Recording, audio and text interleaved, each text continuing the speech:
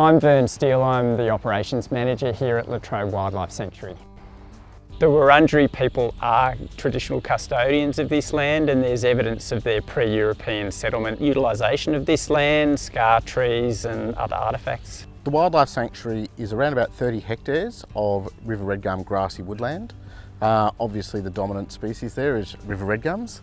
The sanctuary's grown from a smaller parcel of land to its existing 30 hectares over time. It was established at the same time that the university was established.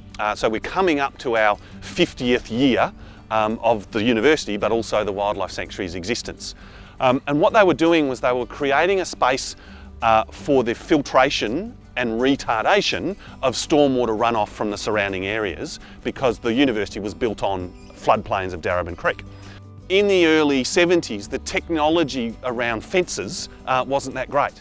So we created a fence around the Wildlife Sanctuary to protect the animals on the inside.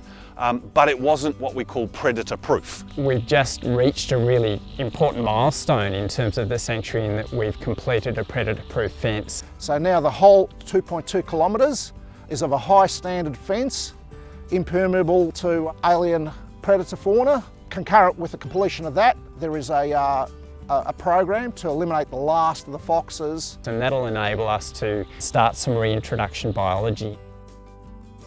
It's been preserved as a representative of local river red gum grassy woodland from a conservation perspective. The basic principles that we're trying to follow are capturing components of ecosystems essentially, especially those that are threatened by Melbourne's development. Biodiversity, of course, is to have that diversity of life, so for plants in particular. And it's also about capturing that habitat, so these plants are for habitat essentially. They have another feature in that they make these plants accessible to general public as well, so that they don't have this air of mystery about them. And we do this with a trusty core of volunteers and some skilled casuals that support the land management and bush regeneration effort.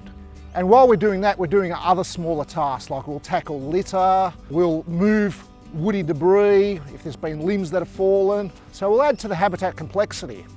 Well, this is one of the plants that has recently been collected from King Lakes, but there's even like some rarer species, so we're known for having certain species that you can't actually source anywhere else. We've got millions of animals, right down to the little tiny invertebrates, right up to sort of the human-sized animals like the eastern grey kangaroos.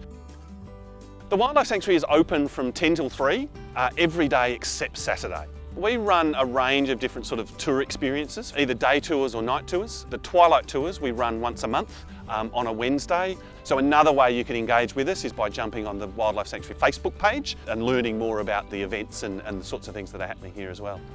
The Wildlife Sanctuary is the outdoor laboratory of La Trobe University. It really supports the undergraduates by giving them practical experience so that they're really employable when they leave with a degree. Obviously the biological science students such as zoology and biology, but certainly archaeology students, engineering students and education students use our facility quite a lot. But also we run a really strong volunteer program for existing undergraduates, for them to be custodians for particular projects. The main game is actually the sanctuary, outdoors obviously, but we have really good front of house facilities in terms of a learning centre and a visitor centre. We actually have a retail outlet. A lot of people come to us from the local area, so we're trying to promote this idea that using local Indigenous plants can actually be used in a whole heap of different interesting ways. So there's several ways that volunteers can get involved at the sanctuary. If you're a La Trobe University student, you can sign up via our website.